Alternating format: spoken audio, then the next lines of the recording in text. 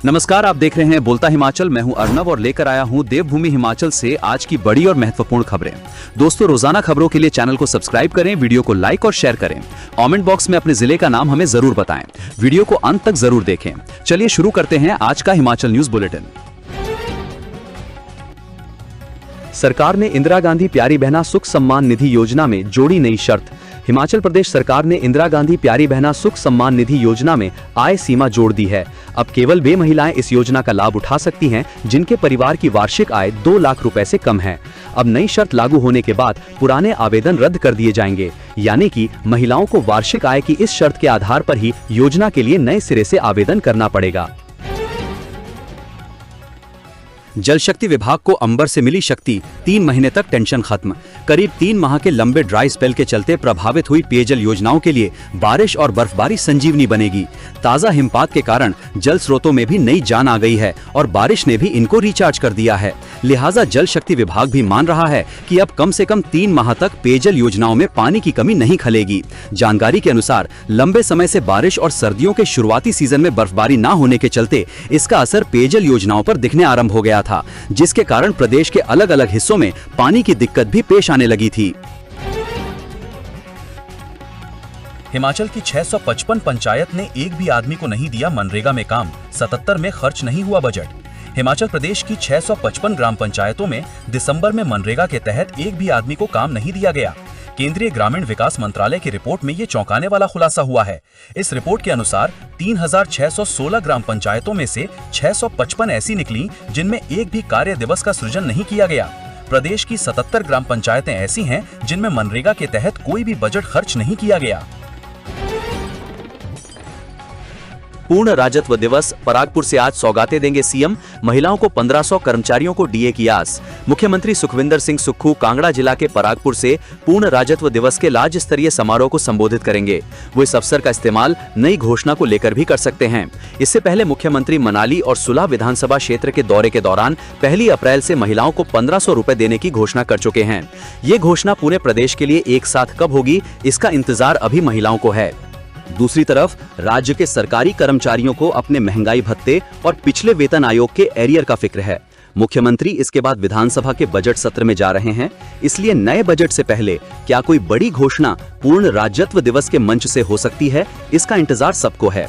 Statehood day के इस कार्यक्रम के लिए खराब मौसम को देखते हुए मुख्यमंत्री शिमला से बाय रोड रवाना हो गए हैं। रात को नादौन में रुकने के बाद सुबह वो परागपुर में होंगे और इसके बाद शिमला लौट आएंगे, क्योंकि गणतंत्र दिवस का राज्य स्तरीय समारोह ऐतिहासिक रिज मैदान पर है। कांगड़ा के लिए शिमला से रवाना होने से पहले मुख्यमंत्री सुखविंदर सिंह सुक्खू ने हिमाचल प्रदेश के 56वें पूर्ण राज्यत्व दिवस के पावन अवसर पर प्रदेशवासियों को हार्दिक शुभकामनाएं दी हैं। हिमाचल प्रदेश के 47 नगर निकायों में प्रशासक नियुक्त। विकास कार्यों को स्वीकृति के लिए सरकार ने दिए वित्तीय अधिकार। हिमाचल प्रदेश सरकार ने राज्य के 47 नगर निकायों में वरिष्ठ कार्यकारी अधिकारी और सचिव को प्रशासक नियुक्त करने के आदेश जारी किए हैं। ये नियुक्तियां तत्काल प्रभाव से जनहित में की गई हैं। सरकार ने सभी संबंधित जिला अधिकारियों, उपमंडल अधिकारियों और नगर निकाय अधिकारियों को आदेश का सख्ती से पालन सुनिश्चित करने के निर्देश दिए हैं। सरकार द्वारा जारी अधिसूचना के अनुसार हिमाचल प्रदेश नगरपालिका अधिनियम 1994 की धारा 268(1) के तहत ये व्यवस्था की गई है। आदेश के तहत संबंधित नगर निकायों के सुचारू संचालन के लिए एसडीएम, उपमंडल अधिकारी नागरिक को 1 लाख से 5 लाख रुपए तक के विकास कार्यों को स्वीकृति देने के प्रशासनिक अधिकार दिए गए हैं। प्रशासनिक व्यवस्था तब तक लागू रहेगी जब तक सरकार द्वारा आगे कोई आदेश जारी नहीं किए जाते हैं। विक्रमादित्य बोले, 3 दिन में खोल दी जाएंगी बर्फबारी से बंद सड़कें, 385 मशीनें लगाईं। लोक निर्माण मंत्री विक्रमादित्य सिंह ने कहा कि अगले 3 दिन में प्रदेश में बर्फबारी और बारिश के कारण बंद पड़ी सड़कें बहाल कर दी जाएंगी। सड़कें बहाल करने का काम युद्ध स्तर पर चलाया जा रहा है। जेसीबी, डोजर, रोबो और 2 स्नो ब्लोअर लगातार सड़कें बहाल करने के काम में लगे हैं। रविवार शाम तक 290 और 26-27 जनवरी 2 दिन में 344 सड़कें बहाल करने का लक्ष्य रखा गया है। विक्रमादित्य सिंह ने प्रदेश सचिवालय में पत्रकारों से बातचीत में बताया कि शुक्रवार रात उन्हें कई फोन आए। बताया गया कि कई बसें बर्फबारी में फंस गई हैं, कई जगह गाड़ियां फंसी हुई हैं। शिलाई में लोग बस में फंसे थे। तुरंत चीफ इंजीनियर को बोलकर यात्रियों को रात को ठहराने की व्यवस्था की। जिला आपदा प्रबंधन प्राधिकरणों को 24 घंटे सक्रिय रहने के निर्देश। विक्रमादित्य सिंह, प्रदेश में 26 से 28 जनवरी तक सक्रिय पश्चिमी विक्षोभ के प्रभाव से भारी बर्फबारी और बारिश की संभावना को देखते हुए राज्य सरकार ने सभी संबंधित विभागों को अलर्ट पर रहने के निर्देश जारी किए हैं। राजस्व विभाग की ओर से जारी एडवाइजरी में जिला आपदा प्रबंधन प्राधिकरणों को जिला आपातकालीन संचालन केंद्र 24x7 सक्रिय रखने के निर्देश दिए गए हैं। साथ ही बर्फबारी वाले क्षेत्रों, बाढ़ संभावित जिलों और शहरी निचले इलाकों के लिए आपदा प्रबंधन, राहत और निकासी योजनाओं की समीक्षा कर उन्हें अद्यतन करने को कहा गया है। आम जनता, पर्यटकों और यात्रियों तक समय रहते चेतावनी और परामर्श पहुंचाने पर विशेष जोर दिया गया है। लोक निर्माण विभाग को सड़कों की बहाली के लिए जेसीबी, स्नो कटर सहित मशीनरी को रणनीतिक स्थानों पर तैनात रखने तथा आपातकालीन प्रतिक्रिया टीमों को सक्रिय रखने के निर्देश दिए गए हैं। हिमाचल पुलिस की लापरवाही, काटना था स्कूटी का चालान और कर दिया चंडीगढ़ में खड़ी कार का। सेना के जवान ने सीएम से शिकायत। हिमाचल प्रदेश पुलिस की जल्दबाजी एक सैनिक के लिए परेशानी का सबब बन गई। चालान काटने में हुई 1 अंक की गलती के कारण स्कूटी के स्थान पर कार का चालान कट गया, जबकि संबंधित कार 3 वर्ष से चंडीगढ़ में खड़ी है। मामले से आहत जवान ने मुख्यमंत्री सेवा संकल्प के माध्यम से शिकायत दर्ज करवाई है और चालान रद्द करने के साथ जिम्मेदार कर्मी के खिलाफ कार्रवाई की मांग की है। सीबीएसई स्कूलों में शिक्षकों के अलग काडर पर प्राथमिक शिक्षक संघ को ऐतराज। राजकीय प्राथमिक शिक्षक संघ हिमाचल प्रदेश ने राज्य में नए खोले जा रहे सीबीएसई स्कूलों के लिए शिक्षकों का अलग काडर बनाए जाने के प्रस्ताव पर कड़ा ऐतराज जताया है। संघ का कहना है कि इस तरह का फैसला न केवल वर्तमान में कार्यरत शिक्षकों की योग्यता पर प्रश्न चिन्ह लगाता है, बल्कि एक ही राज्य में सरकारी स्कूलों के बीच अनावश्यक भेदभाव भी पैदा करता है। संघ की ओर से जारी बयान में अध्यक्ष रमेश शर्मा ने स्पष्ट किया कि सीबीएसई स्कूलों में पहले से सेवाएं दे रहे शिक्षक पूरी तरह प्रशिक्षित, योग्य और निर्धारित चयन प्रक्रिया पूरी करने के बाद ही नियुक्त किए गए हैं। ऐसे में अलग से शिक्षक काडर बनाने का औचित्य समझ से परे है। प्राथमिक शिक्षक संघ का कहना है कि हिमाचल प्रदेश जैसे छोटे राज्य में अपने ही सरकारी स्कूलों के लिए अलग अलग शिक्षक काडर बनाना तर्कसंगत नहीं है। इससे न केवल प्रशासनिक जटिलताएं बढ़ेंगी, बल्कि वर्षों से सेवा दे रहे शिक्षकों का मनोबल भी टूटेगा। संघ ने मांग की है कि सीबीएसई स्कूलों में नर्सरी से 5वीं कक्षा तक का समस्त शैक्षणिक व प्रशासनिक नियंत्रण पहले की तरह केंद्रीय मुख्य शिक्षकों के अधीन ही रखा जाए। साथ ही इन स्कूलों में शिक्षकों की नियुक्ति के लिए कोई अलग प्रक्रिया न अपनाई जाए, बल्कि मौजूदा सरकारी भर्ती व्यवस्था से ही नियुक्तियां की जाएं। सरकारी कॉलेजों में आईसीटी व्यवस्था दुरुस्त करने के निर्देश, शिक्षा निदेशालय ने अपनाया सख्त रुख।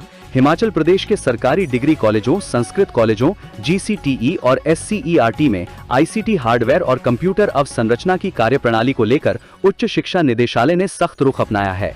सभी संबंधित संस्थानों के प्राचार्यों को निर्देश जारी किए गए हैं कि उनके यहां उपलब्ध आईसीटी उपकरण पूरी तरह से कार्यशील हों और उनका शैक्षणिक, संस्थागत व परीक्षा संबंधी गतिविधियों में सर्वोत्तम उपयोग सुनिश्चित किया जाए।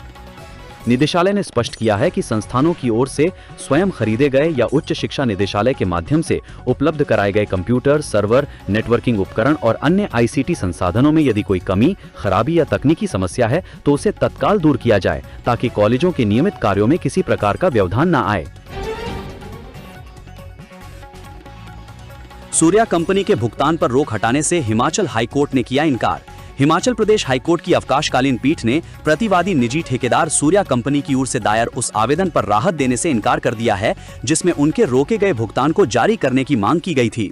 वेकेशन जज न्यायाधीश राकेश कैंथला की अदालत ने स्पष्ट किया है कि मुख्य खंडपीठ की ओर से दिए गए आदेशों में वेकेशन बेंच तब तक हस्तक्षेप नहीं कर सकती जब तक कि ठोस कारण न दिए जाएं।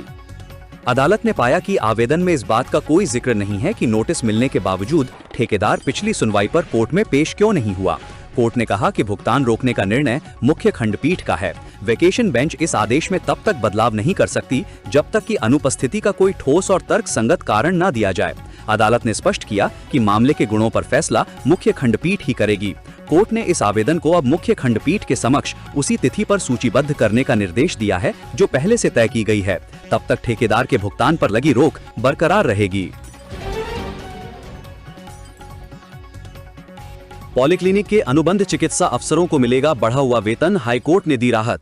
हिमाचल प्रदेश हाईकोर्ट ने केंद्र सरकार के अधीन कार्यरत अनुबंध चिकित्सा अधिकारियों और विशेषज्ञों को बड़ी राहत दी है। कोर्ट ने स्पष्ट किया है कि जिन अफसरों के पक्ष में यथास्थिति का आदेश नहीं है, उनका बढ़ा वेतन नहीं रोका जा सकता। वेकेशन जज राकेश कैथला की अदालत ने कहा कि अनुबंध आधार पर कार्यरत चिकित्सा अधिकारियों को 24 जुलाई 2025 के पत्र के अनुसार संशोधित और बढ़ा पारिश्रमिक वेतन प्रदान किया जाए।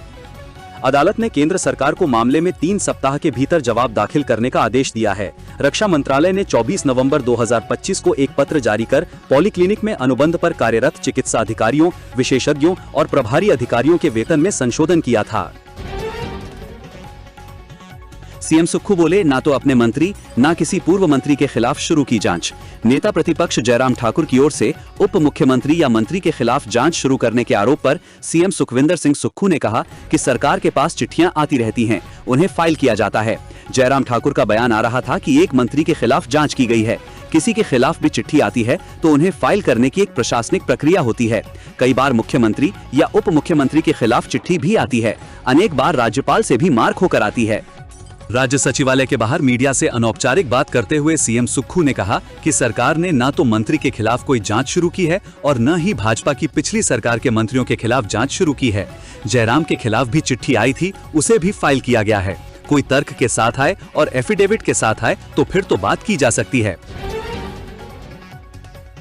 हिमाचल में कांग्रेस नेताओं की परस्पर विरोधी बयानबाजी पर हाईकमान नाराज। हिमाचल प्रदेश कांग्रेस कमेटी ने पार्टी अनुशासन को लेकर कड़ा रुख अपनाते हुए मंत्रियों, विधायकों तथा बोर्ड निगमों के अध्यक्षों और उपाध्यक्षों को सख्त निर्देश जारी किए हैं।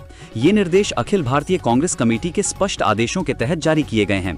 एचपीसीसी अध्यक्ष एवं विधायक विनय कुमार की ओर से जारी पत्र में कहा गया है कि हाल के दिनों में कुछ नेताओं के सार्वजनिक बयान पार्टी और सरकार की आधिकारिक लाइन के विपरीत पाए गए हैं, जिससे संगठन और सरकार की छवि को गंभीर नुकसान पहुंचा है। एआईसीसी ने इस अनुशासनहीनता पर कड़ा संज्ञान लिया है और जीरो टॉलरेंस पॉलिसी लागू कर दी है।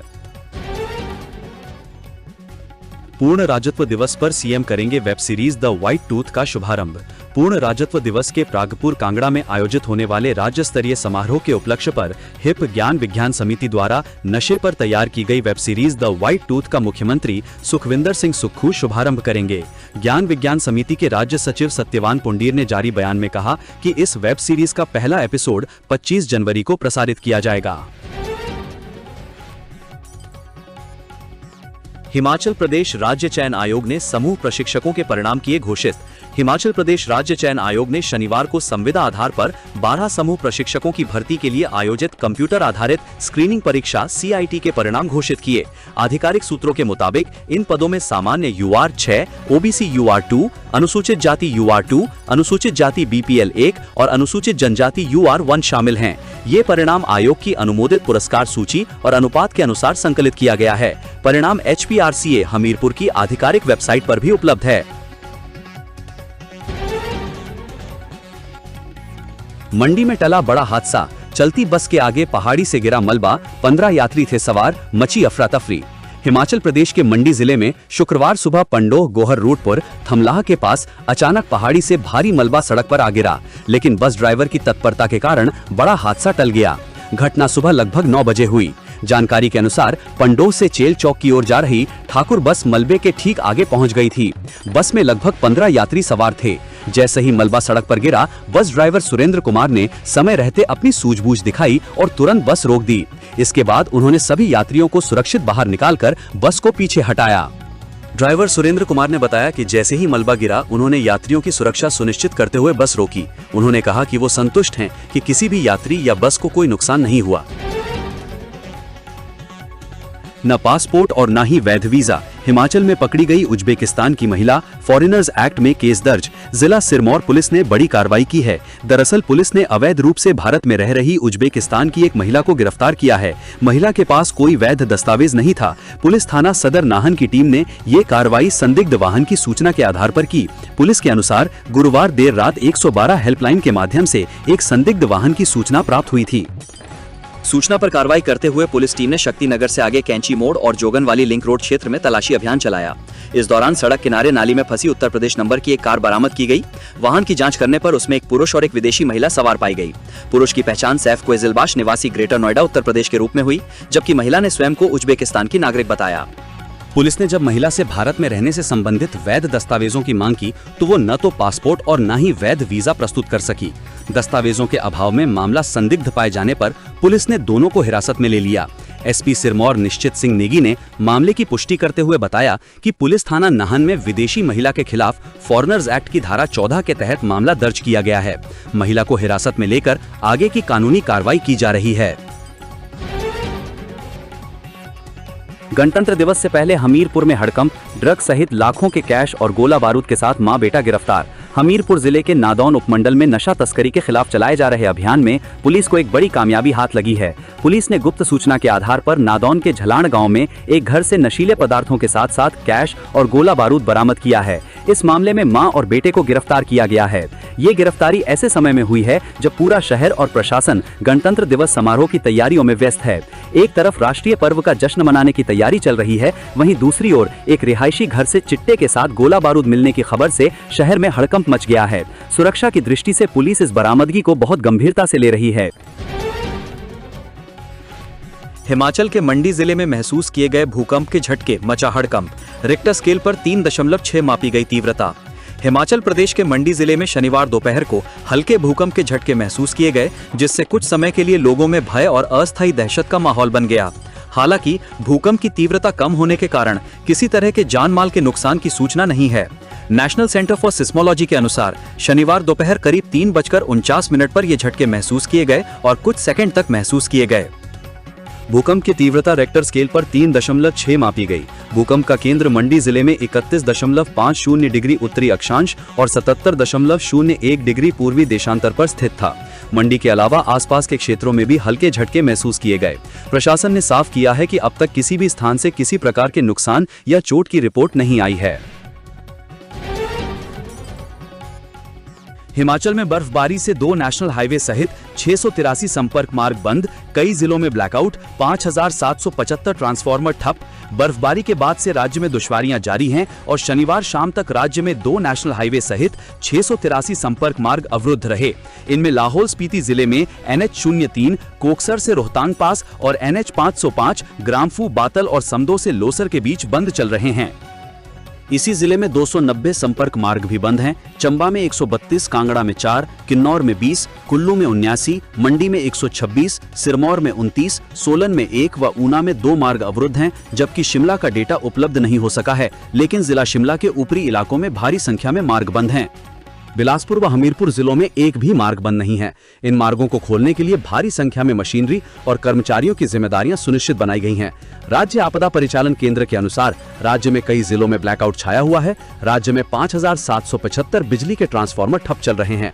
चंबा में 643, किन्नौर में 78, कुल्लू में 587, लाहौल स्पीति में 153, मंडी में 694, सिरमौर में 3315 व सोलन में 305 बिजली ट्रांसफार्मर ठप हैं, जबकि जिला शिमला के ऊपरी इलाकों में भी ब्लैकआउट है। राज्य में 126 पेयजल आपूर्ति योजनाएं भी प्रभावित चल रही हैं। HRTC की 235 बसें बीच रास्ते फंसी, प्रदेश में 780 रूट बंद। हिमाचल प्रदेश में शिमला सहित कुल्लू, मनाली और अन्य क्षेत्रों में हुई भारी बर्फबारी, तेज बारिश और तूफान ने परिवहन व्यवस्था की कमर तोड़ दी है। सड़कें बंद होने से हिमाचल पथ परिवहन निगम HRTC की 235 बसें विभिन्न रूटों पर बीच रास्ते में फंस गई हैं, जबकि प्रदेश भर में 780 रूटों पर बस सेवाएं पूरी तरह ठप हो गई हैं। शिमला मंडी, शिमला हमीरपुर और शिमला कांगड़ा रूट पर हीरानगर और टूटू से आगे तवी मोड़ के पास सड़क पर भारी बर्फ जमने के कारण शाम 3 बजे तक लंबी दूरी की बसें नहीं चल पाईं। इससे सैकड़ों यात्रियों को मजबूरी में अपना सफर टालना पड़ा। ऊपरी शिमला में भारी बर्फबारी के चलते फिलहाल बस सेवाएं पूरी तरह बंद हैं। निगम अधिकारियों के अनुसार रविवार सुबह कुछ रूटों पर ट्रायल के तौर पर बसें भेजी जाएंगी, लेकिन फिलहाल रात्रि बस सेवाएं बंद ही रहेंगी। शनिवार को यात्रियों को बस रूटों की जानकारी के लिए ISBT शिमला के कंट्रोल रूम से कोई जवाब नहीं मिला। यात्रियों का कहना है कि जब हालात पहले ही खराब हैं, ऐसे में निगम प्रबंधन की जिम्मेदारी बनती है कि 24 घंटे कंट्रोल रूम सेवा सुचारू रखी जाए। दोस्तों, बोलता हिमाचल को सपोर्ट करने के लिए इस वीडियो को एक लाइक और कमेंट जरूर करें। साथ में चैनल को सब्सक्राइब करें। धन्यवाद। जय हिंद, जय भारत।